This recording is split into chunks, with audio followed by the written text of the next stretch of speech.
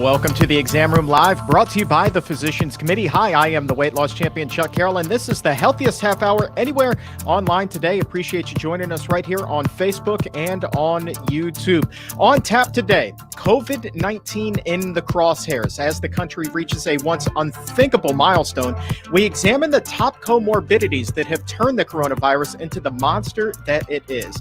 Dr. Neal Barnard here to address them and how diet and lifestyle changes can significantly lower your risk, and how these very steps may just help us as we continue searching for an end to this pandemic. Dr. Barnard, a very important show today.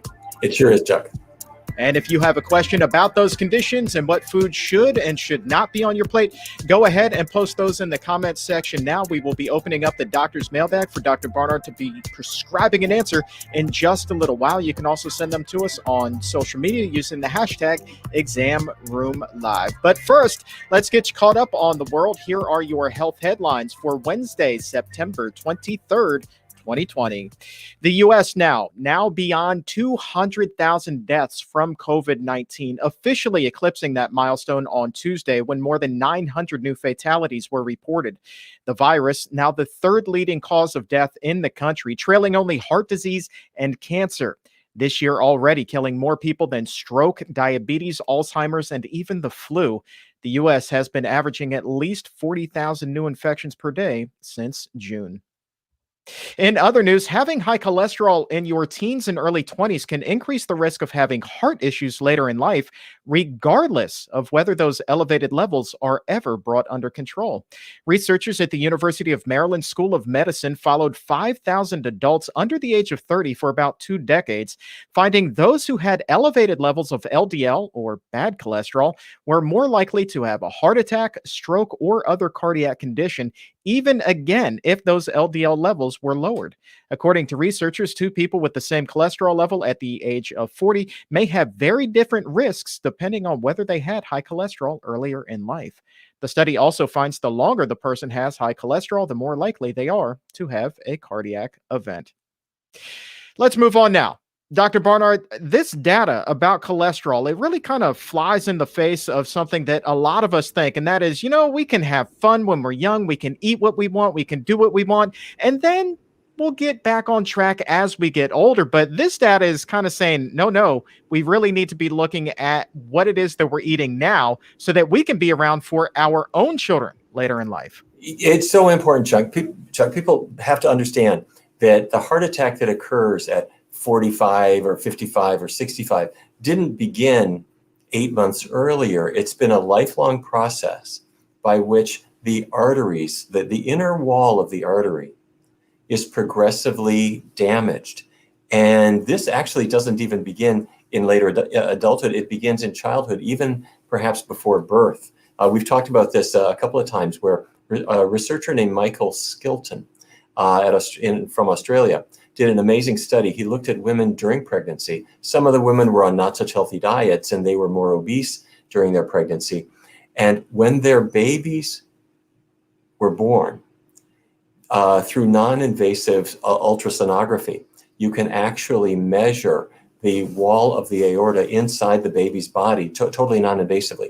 But what he found just floored us. He presented his findings at the International Conference on Nutrition and Medicine, I think 2-3 years ago. What he found is that if women were obese during pregnancy, their children, their newborn babies, had thickened arterial walls at birth. So you think, okay, then what does it mean if a child is eating bacon and sausage at age 4, 5, 6, 10, 20? And of course, children are immortal. They're not worried about their coronary arteries, but the damage is happening. So you're 50, the doctor says, you've got a high cholesterol, you're set up for a heart attack. Okay, let's lower your cholesterol. That's good to lower your cholesterol now. It doesn't undo all of the damage that led up to this point. It really is. It's just amazing to me how much can be done at such an early age. And really, I mean, maybe you had that same feeling of invincibility when you were growing up, thinking that I got everything later on in life, but right now I'm going to eat what I want. I'm going to do what I want, and I'm going to be just fine.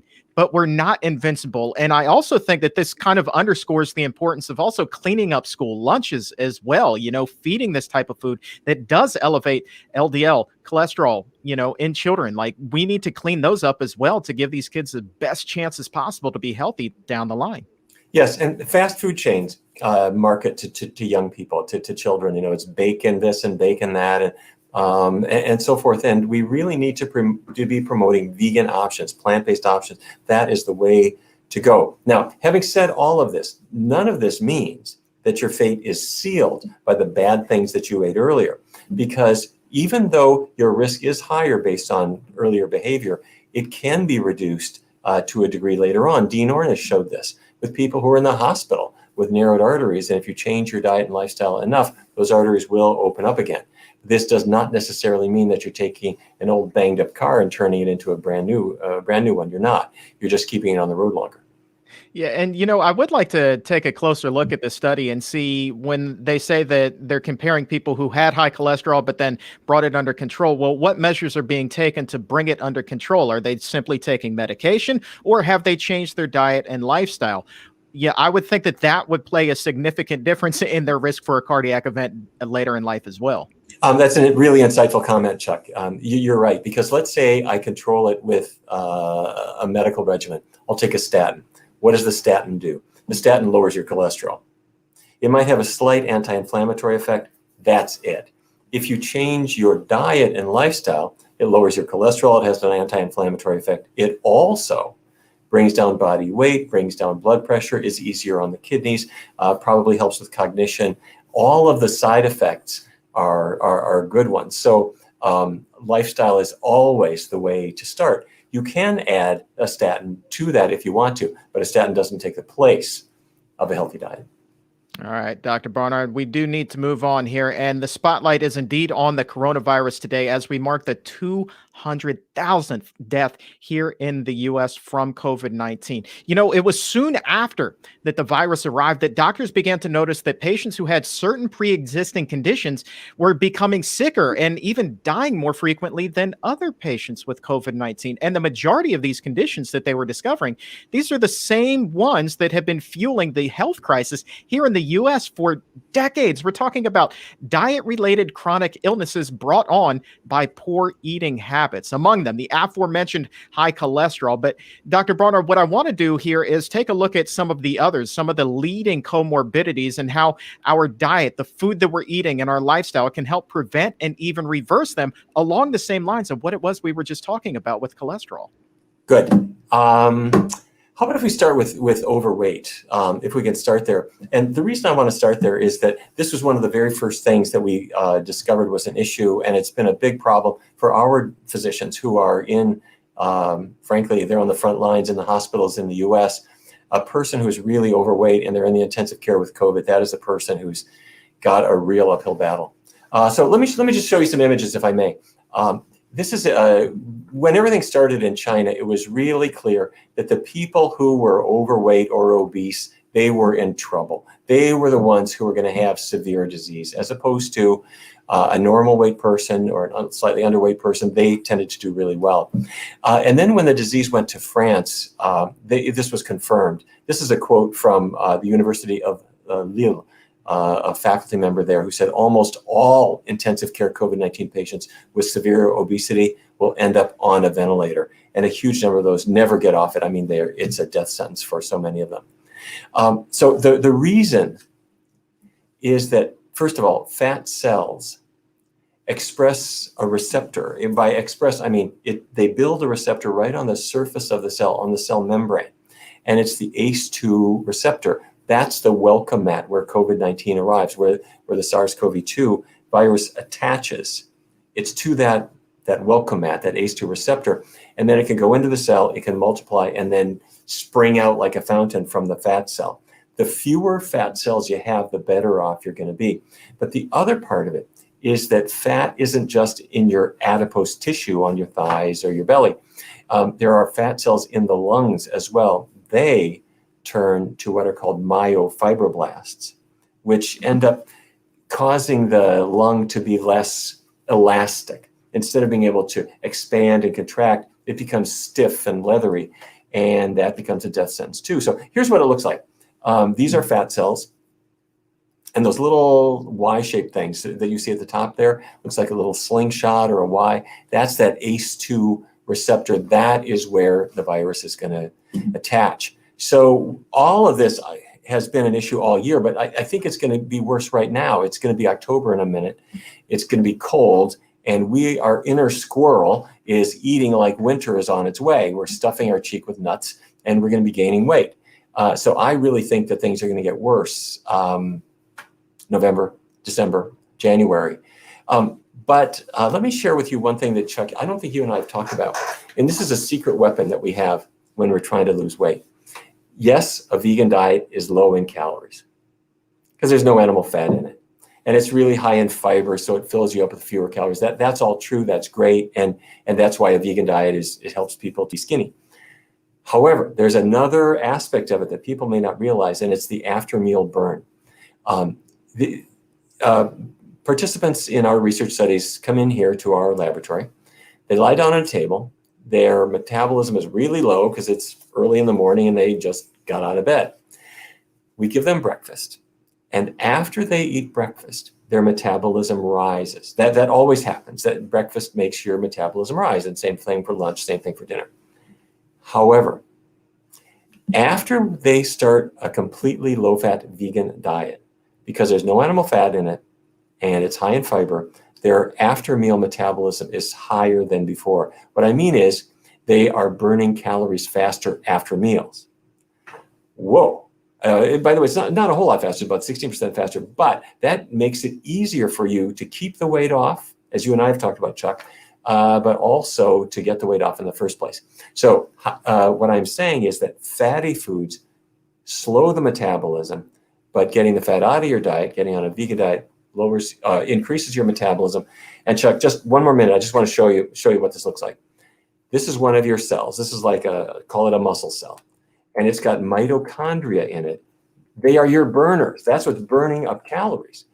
But you eat a ham sandwich with mayo and cheese, and fat particles get into your cells and they grow.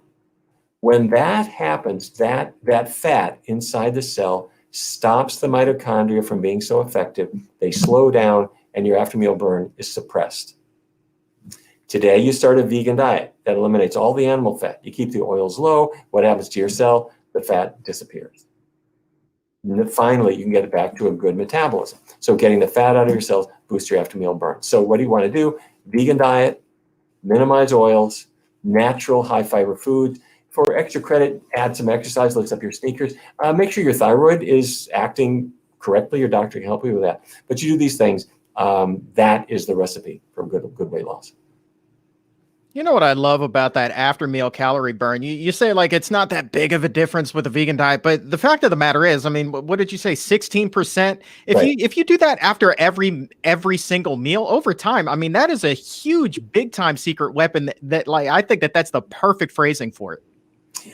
You're right. What if you had a car and you were trying to burn through the gas tank and your carburetor used 16% more gas? I mean, you would burn through gas faster. Well, in this case, the fuel is your body fat.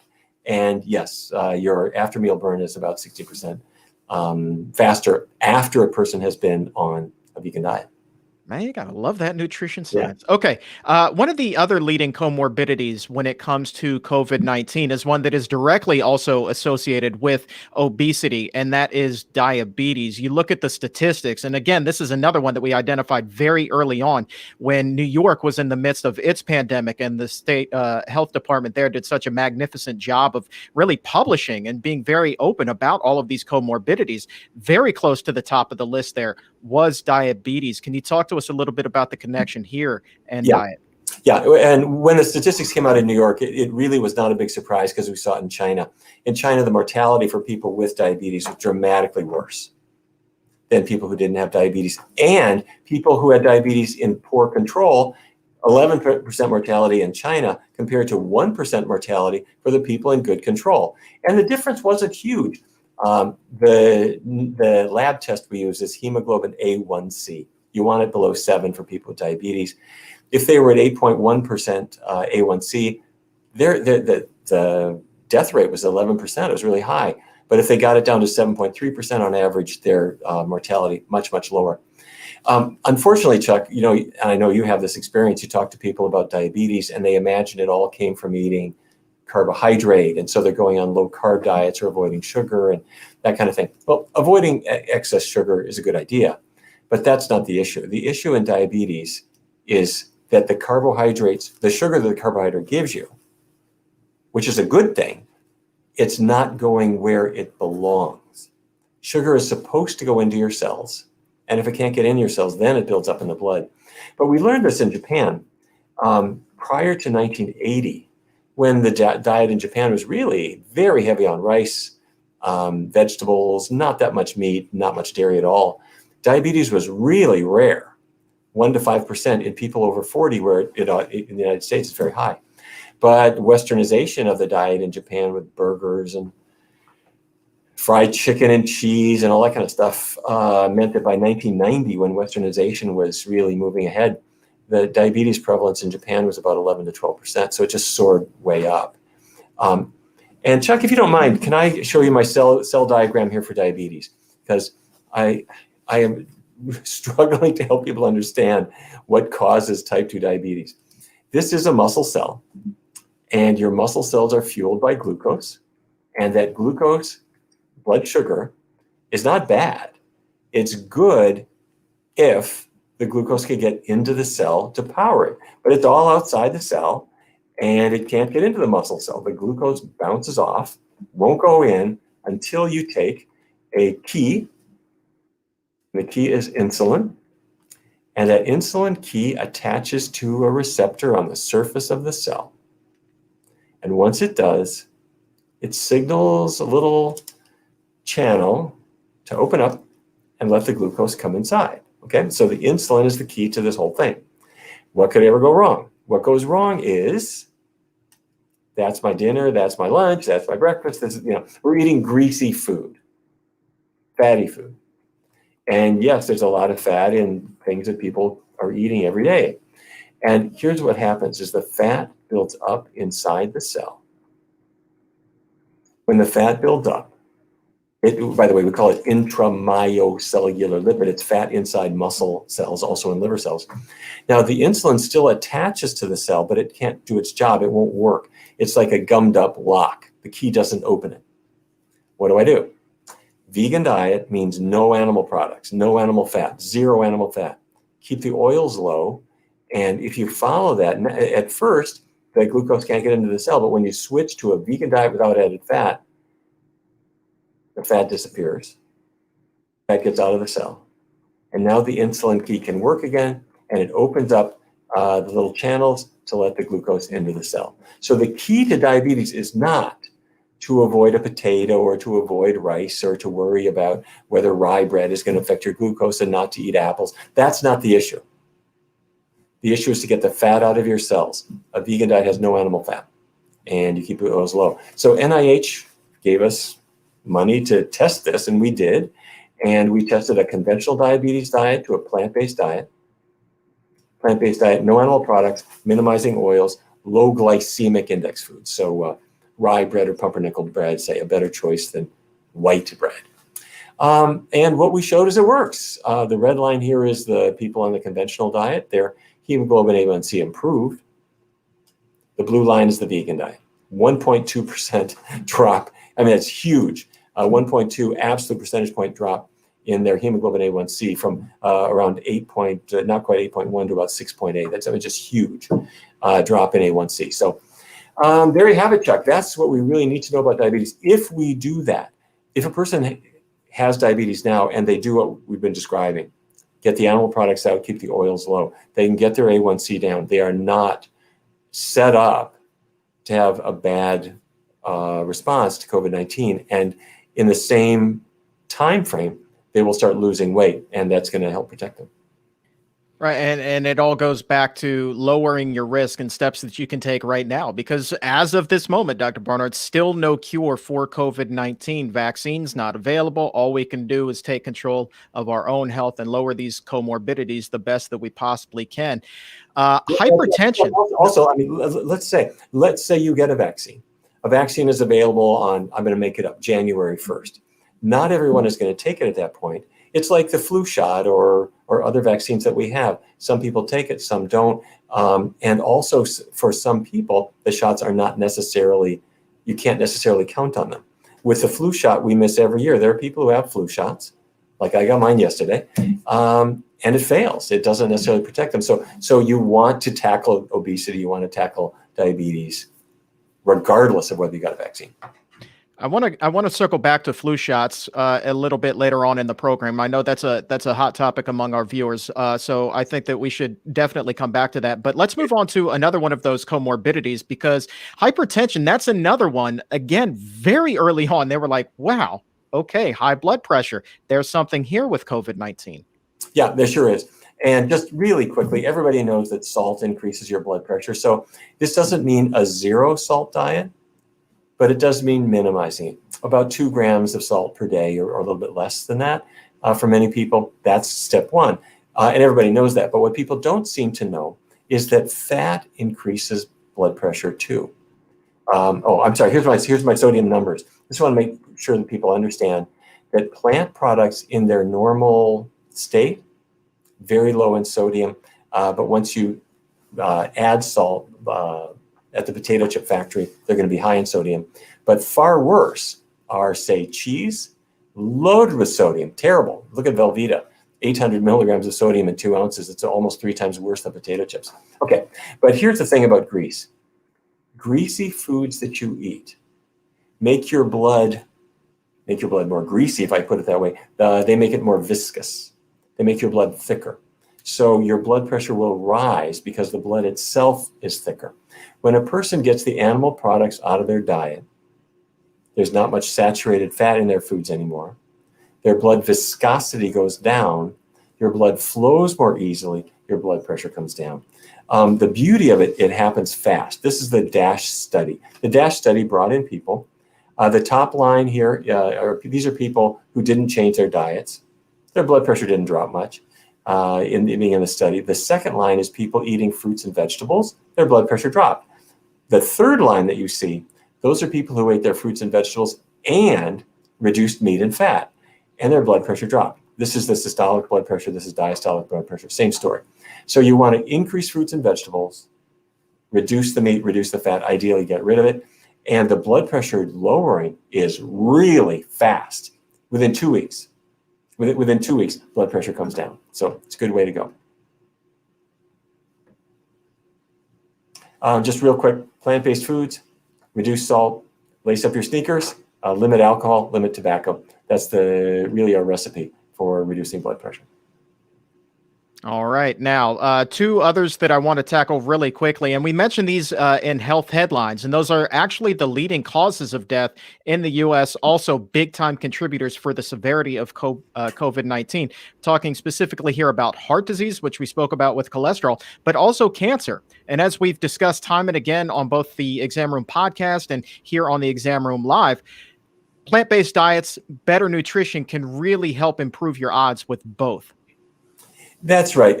Anything that debilitates the body is going to be trouble with regard to COVID. Heart disease can kill you over decades, but in the context of COVID-19, it can kill you within 10 days, 2 weeks, 3 weeks.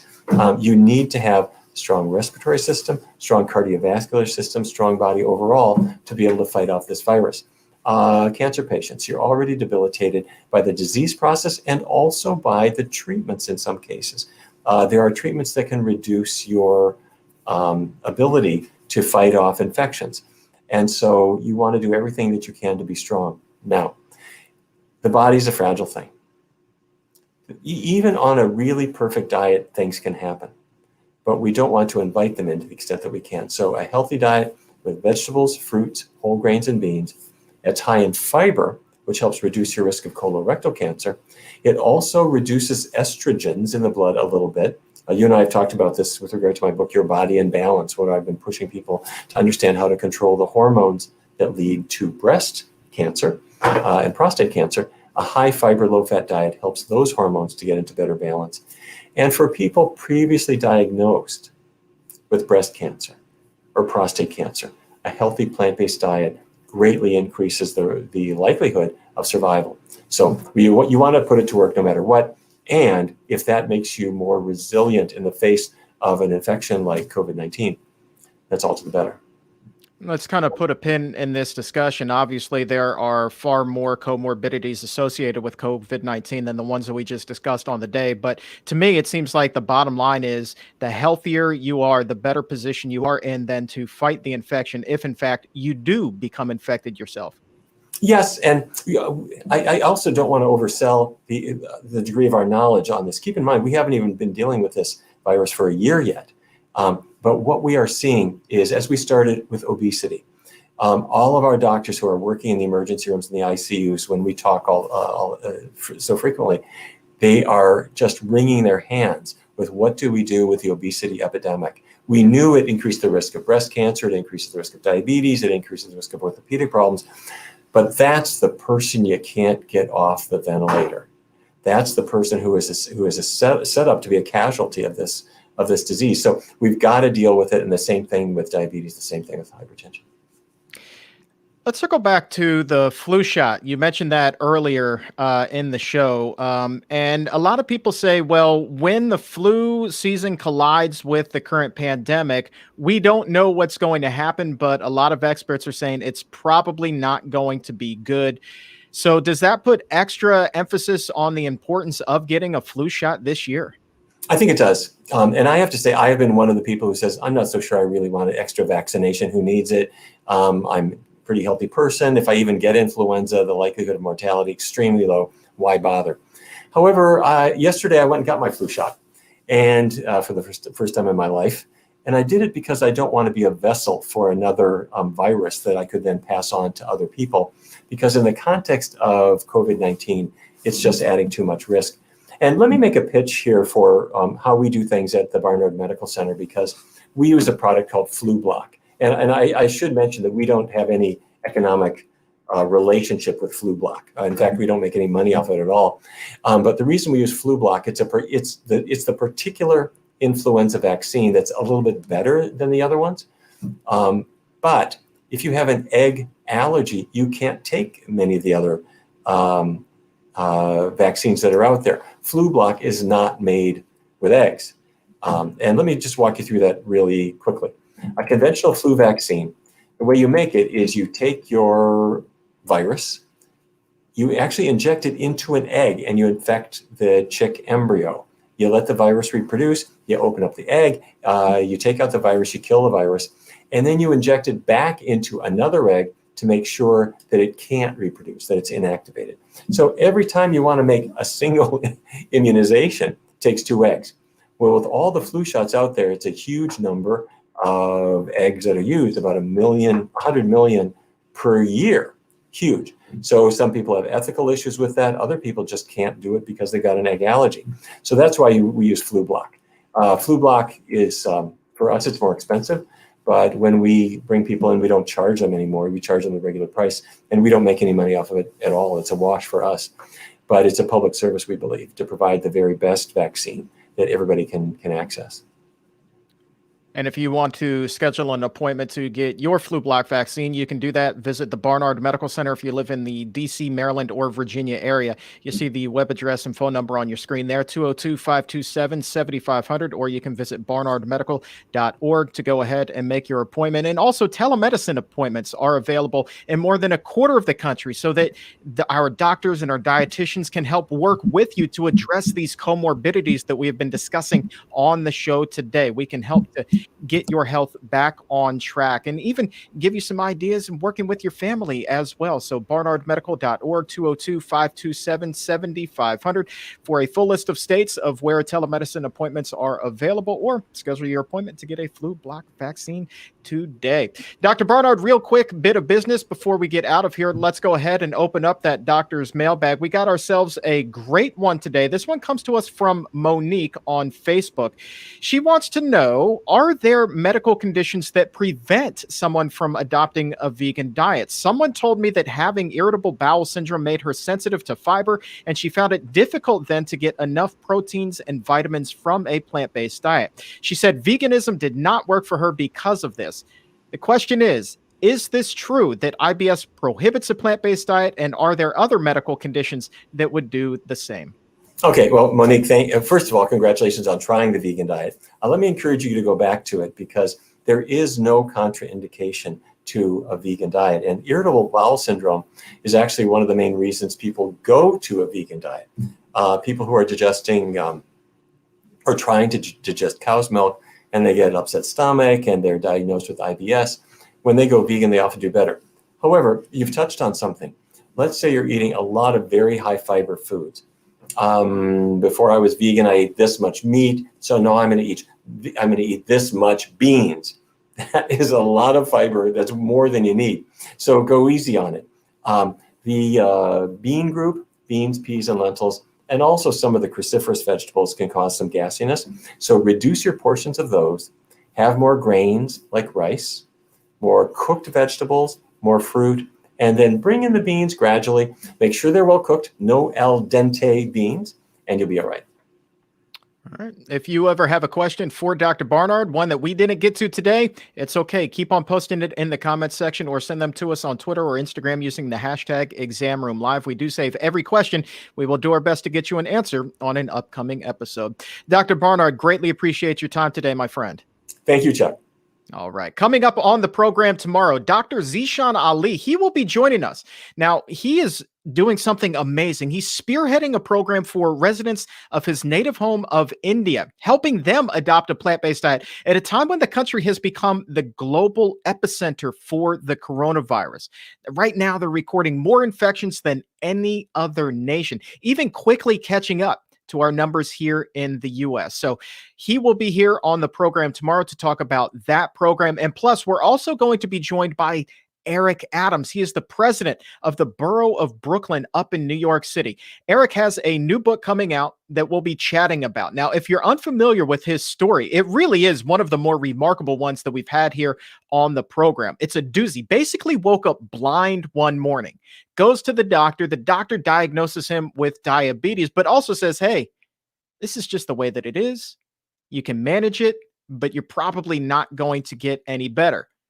Well, this didn't suit this former police officer very well, so he launched an investigation into his health, into diabetes, comes across a plant-based diet, improves his health, restores his vision, and is now working tirelessly to bring better nutrition to New York City public schools, even going so far as to launch Meatless Mondays in those schools. Remarkable story. I'm so thrilled that he will be here with us on the show tomorrow. So set your calendars, make this a must-see show, noon Eastern tomorrow, right back here on Facebook and on YouTube. Would love to see you here. You will not want to miss Eric Adams' story. But for today, that is all the time that we have. My thanks to the crew behind the scenes that makes the magic happen, as always. And to you who is watching this right now, my exam roomie, a huge debt of gratitude for hanging out with us for the past half hour. And on behalf of Dr. Neal Barnard and everyone here at the Physicians Committee, I am the weight loss champion, Chuck Carroll. Thanks so very much for tuning in. And until tomorrow, stay safe, take a stand, and keep it plant-based.